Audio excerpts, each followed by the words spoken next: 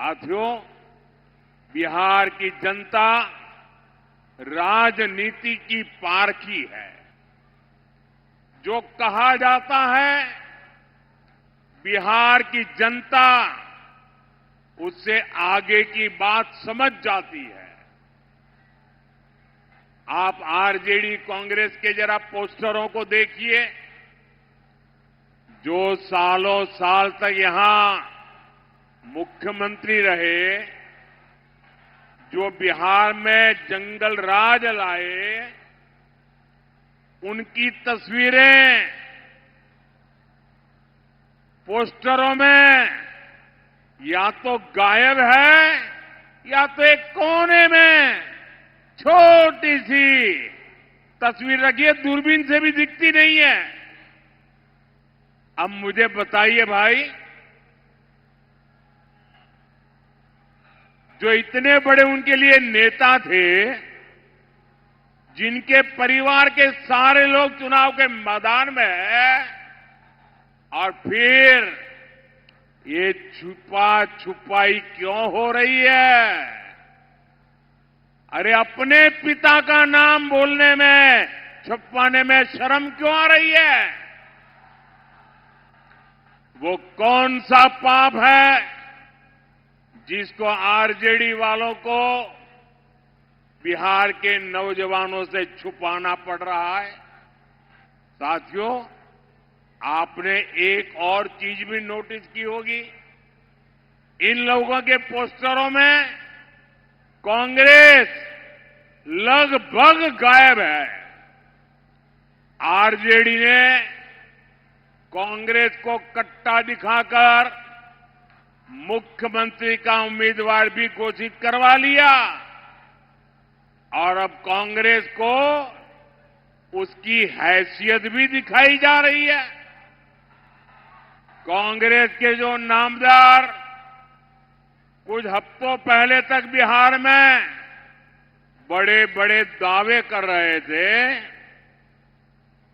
उनकी तस्वीर और दावे दोनों को पोस्टर में से भी और घोषणा पत्र में भी आरजेडी ने बौना बना दिया है, बौना बना दिया है। आजकल आप ये भी देख रहे होंगे कि जो वादे, जो घोषणाएं आरजेडी के नेता कर रहे हैं, कांग्रेस के लोग ही उन पर विश्वास नहीं कर रहे हैं। जब मीडिया के लोग कांग्रेस के नेताओं में उनके मुंह में उंगली डाल डाल करके बुलवाते हैं, मीडिया वाले बार बार पूछते हैं, घोषणा पत्र बताइए भाई, क्या बताना चाहते हो? जब भी घोषणा पत्र की बात आते हैं, ये कांग्रेस वाले क्या करते हैं? वो कहते हैं भाई घोषणा पत्र के लिए जो पूछना है वो जंगल राज के युवराज से पूछो, हमें मत पूछो। साथियों, ये हाल है इनका। कांग्रेस और आरजेडी के बीच लंबे समय से एक भीषण झगड़ा चल रहा है।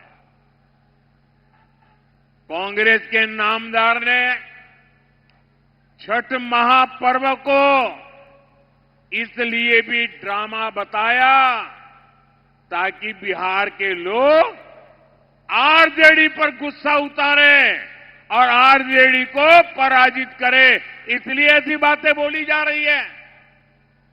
कांग्रेस के जो दूसरे दूसरे राज्यों के मुख्यमंत्री हैं, बड़े नेता हैं, उनके बयान आपने सुने होंगे।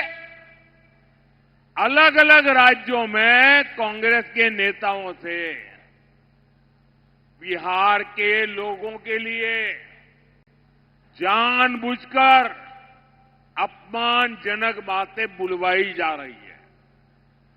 केरल के कांग्रेस नेता में उसने तो बिहार की तुलना बीड़ी से कर दी। ये भी कांग्रेस की रणनीति का हिस्सा है, जो बिहारियों को प्रताड़ित करते हैं तमिलनाडु के डीएमके के जो नेता बिहारियों को गालियां देते हैं, उनको कांग्रेस ने बिहार चुनाव में प्रचार के लिए बुलाया ताकि आरजेडी को आपके गुस्से का सामना करना पड़े। साथियों, कांग्रेस जानती है कि इस बार भी आरजेडी हार गई तो उसकी राजनीति खत्म हो जाएगी और कांग्रेस आरजेडी के वोट बैंक पर कब्जा कर लेगी।